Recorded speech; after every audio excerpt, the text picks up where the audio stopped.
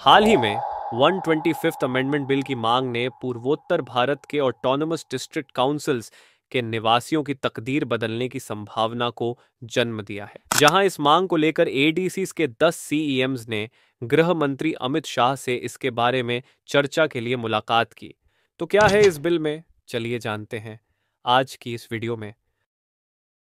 नमस्ते दोस्तों, आज हम एक ऐसे विषय पर बात करने वाले हैं जो नॉर्थ ईस्ट इंडिया में हलचल मचा रहा है। अब मैं जानता हूं कि आप सोच रहे होंगे, अरे ये तो एक और बोरिंग पॉलिटिकल टॉपिक है, लेकिन यकीन मानिए ये अलग है। ये भारत के दिल नॉर्थ ईस्ट इंडिया को सशक्त बनाने के बारे में है। तो पॉपकॉर्न ले लीजिए और चलिए शुरू करते हैं।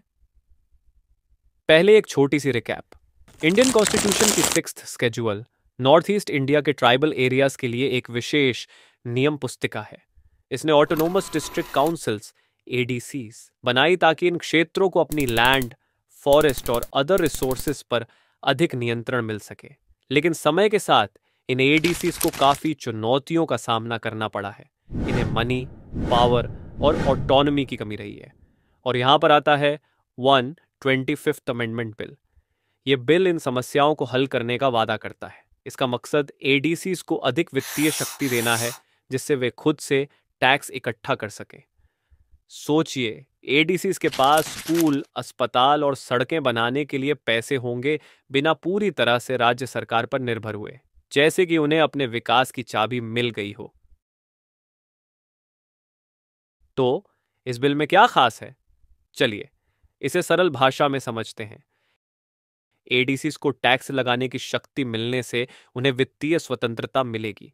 इसका मतलब है कि वे अपनी आय के स्रोतों को बढ़ा सकेंगे और अपनी आर्थिक स्थिति को मजबूत कर सकेंगे।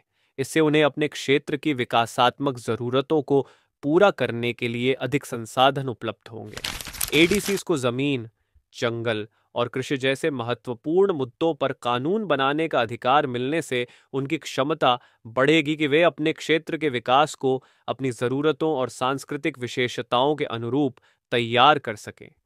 उदाहरण के लिए, वे स्थानीय संसाधनों के प्रबंधन, भूमि उपयोग और वन संरक्षण के लिए विशेष कानून बना सकते हैं, जो उनके समुदायों की सामाजिक और आर्थिक स्थिति को बेहतर बनाने में सहायक हो सकते हैं। डेवलपमेंट फंड्स की बढ़ती हुई उपलब्धता से एडीसीज को विकास परियोजनाओं के लिए अधिक धन मिल सकेगा। इससे उन्हें बुनियादी ढांचा, शिक्षा, स्वास्थ्य और अन्य महत्वपूर्ण क्षेत्रों में सुधार करने में मदद मिलेगी। विकास निधि का उपयोग स्थानीय परियोजनाओं के लिए किया जाएगा, जिससे क्षेत्र की समग्र विकास दर बढ़ेगी और स्थानीय लोगों के जीवन स्तर में सुधार होगा। अगर यह बिल कानून बन जाता है तो यह पूर्वोत्तर के लिए एक गेम चेंजर साबित हो सकता है। इससे स्थानीय समुदायों को बढ़ावा मिल सकता है, सार्वजनिक सेवाओं में सुधार हो सकता है और सबसे महत्वपूर्ण बात, वहां के लोगों को सशक्त बनाया जा सकता है। सोचिए, एक ऐसा क्षेत्र जहां स्थानीय समुदाय अपनी तकदीर पर नियंत्रण रखते हों। यही सपना है, लेकिन सब कुछ इतना आसान नहीं है।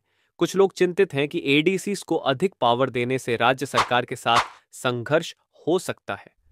दूसरों को डर है कि बिल का सही ढंग से कार्यान्वयन नहीं होगा। इन चिंताओं को दूर करना और सुनिश्चित करना जरूरी है कि बिल सभी के लिए लाभकारी हो। 125th अमेंडमेंट बिल सही दिशा में एक कदम है। यह पुराने गलतियों को सुधारने और नॉर्थ ईस्ट इंडिया को सशक्त बनाने का मौका है।